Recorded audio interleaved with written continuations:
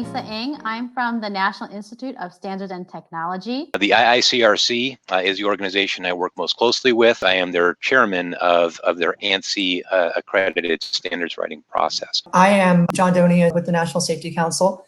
Again, good morning, everybody. My name is Sarah Dujinski. I'm the ICA Director of Certification and Standards. I've been working with viruses for well over 5 decades now.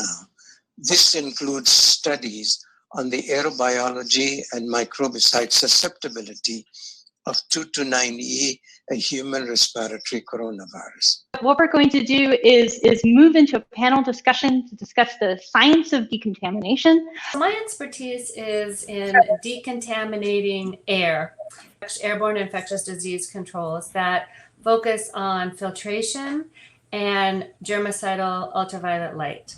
We faced unique challenges at the Environmental Protection Agency in that we have a lot of products coming in, and we just have to ensure that the products remain consistent with the performance standards that have been outlined.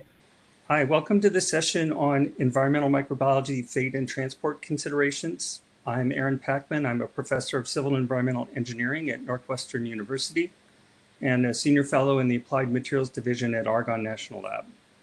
My co-moderator is Sean Ryan, the director of the Homeland Security Research Program at the US EPA. This session will include everything from the motion of individual viruses to viral distributions within buildings and tracking viral RNA in cities. I'm Krista Wigginton. I'm an associate professor at the University of Michigan. I'm going to be talking today about some efforts I've been involved in monitoring SARS-CoV-2 in wastewater. Good morning and welcome to the aerosolization, exposure, and risk reduction session. My name is Dr. Yair Hazi, and I'm an SME with HWC, a management consulting firm. And along with Dr. Ginger Chu from the CDC, we'll co-moderate this session. Our first speaker is Dr. Don Milton. He's an occupational and environmental medicine physician and professor at the University of Maryland School of Public Health with research experience in the areas of aerobiology, infectious bioaerosols, and the impact of indoor environments on respiratory health and infection transmission via aerosols. Okay, thank you. Where does this virus bind and infect you? Where the receptors are that allow this virus to enter your cells. So you can see that it's up here in the bronchus, it's in the lung, and it's in your eyes. Bill Richmond, who is the Chief Operating Officer of the National Security Directorate, both for Pacific Northwest National Laboratory. Our business is 3 major areas. One of them is basic science. The second one is energy and environment, energy transmission. And the last one is national security. What's interesting here is as we went in through the variety of closures, most of them had some sort of an exemption for national security. None of them had any sort of an exemption for basic science. Fundamental science is a laboratory intensive activity. We cannot do laboratory activities on our kitchen tables. I'm with the Johns Hopkins Center for Health Security, and I'm also the co-chair of the working group on readying populations for COVID-19 vaccine. NSF has been able to use its 75 years of public health expertise.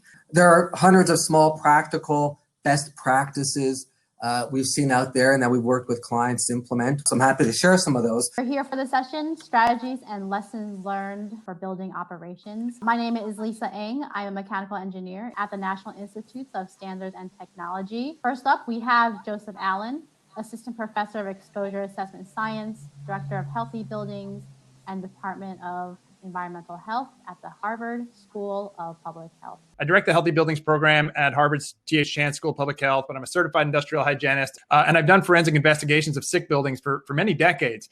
And we have a long history of knowing that buildings can either fight disease and promote health or can do the opposite. Matt Moe is the program manager overseeing the probabilistic analysis of national threats, hazards, and risks at DHS Science and Technology. As Jeannie said, I'm Matt Moe. I'm a program manager at DHS Science and Technology. I've been here for a few years, primarily working bio issues. And I'm going to walk through what S&T has done specifically on the basic and applied side of our SARS-CoV-2 response. To work together, to weave together disparate technology disciplines and knowledge spheres to have this conversation. And we are so thrilled that we were able to reach so many of you with this summit. We want to hear from you as to ways we can do a better job communicating everything we heard, getting the information out there, and how to continue and build this conversation going forward. It really is a sense of community, and there definitely is a sense of urgency.